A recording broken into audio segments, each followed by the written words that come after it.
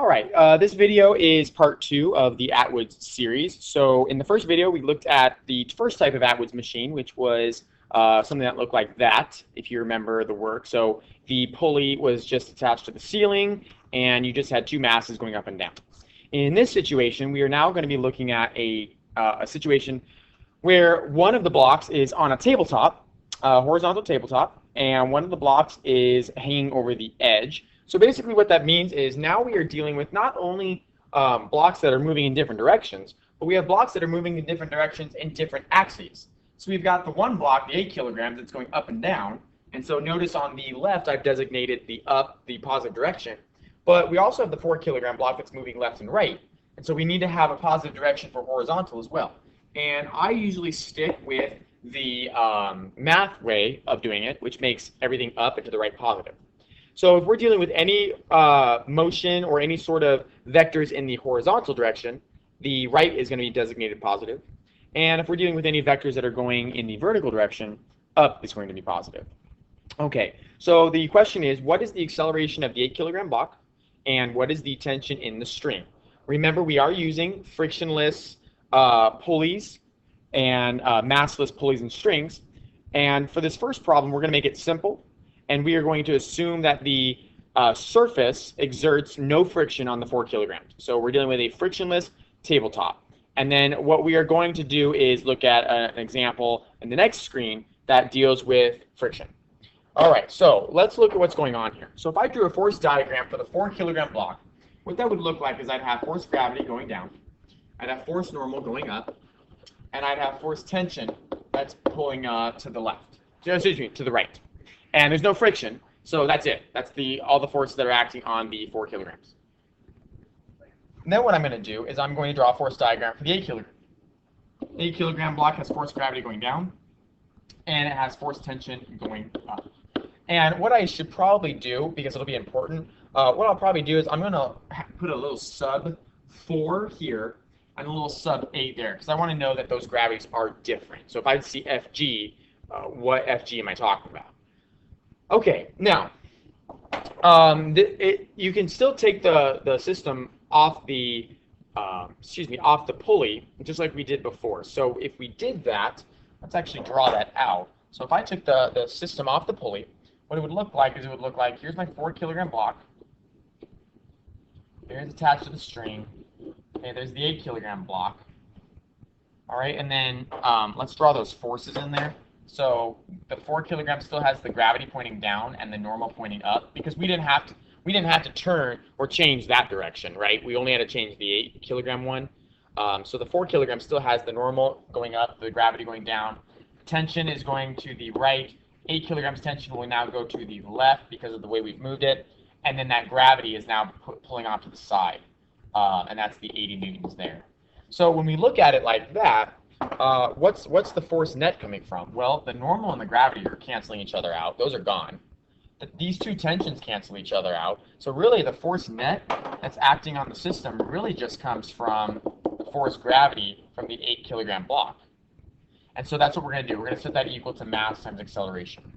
So the force gravity from the 8 kilogram block is the 80 newtons, equal to the mass of the system, 8 plus 4 is 12 kilograms, times A.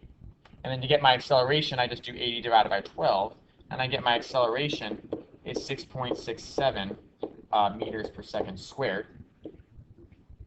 And then I just have to check and see, okay, what am I asked to solve? What is it asking the acceleration for? And it's asking for the 4 kilogram block. And so the 4 kilogram block is going to accelerate to the right, and notice I've made to the right positive. So my answer is a positive 6.67 meters per second squared acceleration. Now what I'm going to do is I'm going to go ahead and solve for the second part, and that is what is the force tension that is experienced between the strings. And just like before, nothing's changed. We are going to pick one of the blocks. It doesn't matter which block you choose. Let's go ahead and choose the 4 kilogram block, since that's what it's asking for. It's asking for the 4. Okay, so I draw my force diagram again for the 4 kilogram block. It's force gravity going down, force normal going up, and then force tension is moving to the right. So when I think about force net acting on the 4 kilogram block, what force is contributing to the net force. Well, normal and gravity, they don't because they cancel each other out. It's an equilibrium in the y.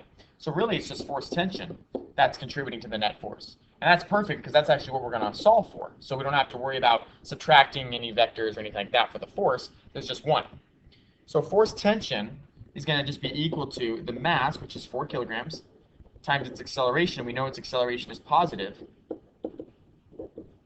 So 6.67 times 4 kilograms is going to give me a force tension of approximately 26.67 newtons. And notice it's positive, which makes sense because the force tension is pointing in the positive direction. All right, now let's go ahead and do one where we have friction. Okay, so let's look at this example. We have a 5 kilogram block on the tabletop, 7 kilogram block is hanging over the side.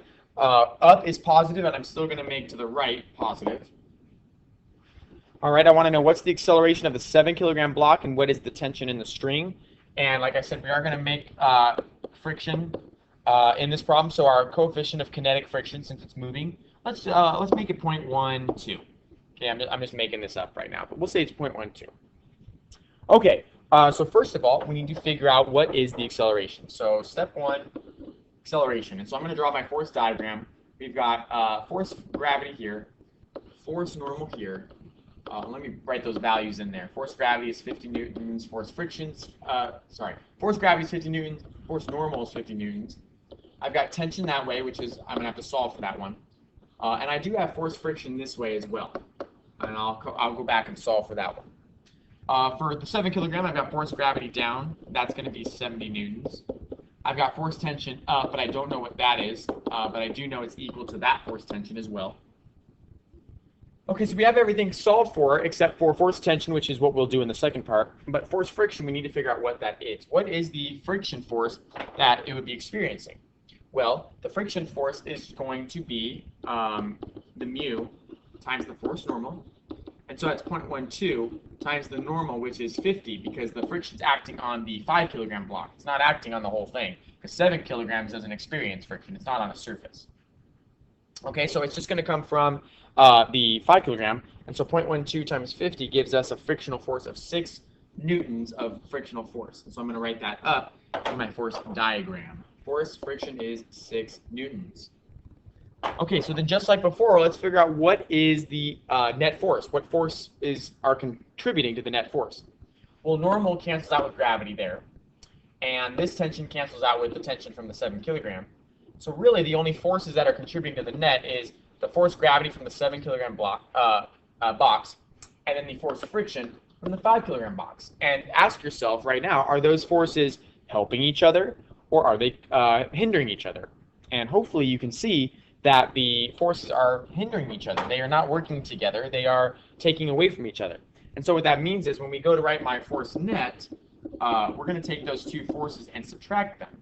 So you've got the 70 newtons right here that wants to pull it down, but 6 newtons is acting against it. And so what that means is my force net is just 64 newtons. It's 70 minus 6. That's equal to the mass of the whole system, which is 12 kilograms, times my acceleration, which is what I'm solving for. So my acceleration is just 64 divided by 12, or 5.33 meters per second squared. And then I need to figure out what's it asking for? Is this the acceleration of the 5 or the 7? And it's for the 7 kilogram block. And the 7 kilogram block accelerates down. And down is negative according to my reference over here to the left. So that's actually a negative 5.33 meters per second squared. Okay, now let's go ahead and solve for the force tension. I'm going to use the 7 kilogram block because that's what it's asking for. But remember, it doesn't matter. You'll get the same answer for force tension whether you use the 5 or the 7. So on the 7 kilogram block, it's got force gravity going down of 70 newtons. And force tension is going up. We don't know what that is. We're going to solve for that. All right, so my force, let me see if I can move this up out of the way a little bit. There we go. Give myself a little bit more space. So my force net equals mass times acceleration. Remember, now I'm only focused on the 7 kilogram block. That's going to be the force tension plus force gravity, because those are the two forces acting on it, is equal to mass times acceleration. Force tension is what I want to solve for, plus gravity. Well, gravity is 70, but it's negative 70. And that's equal to the mass, which is 7 kilograms, times the acceleration is 5.33, but it's accelerating downwards, and down is negative, so I need to make sure I put in negative 5.33 meters per second squared. I clean that up a little bit. I get force tension here, minus 70 equals 7 times negative 5.33 gives me negative 37.33 newtons. And then so I add 70 to both sides, and I end up getting that my force tension is equal to 32.67 newtons. And this concludes the video on the second part of the Atwoods machine series.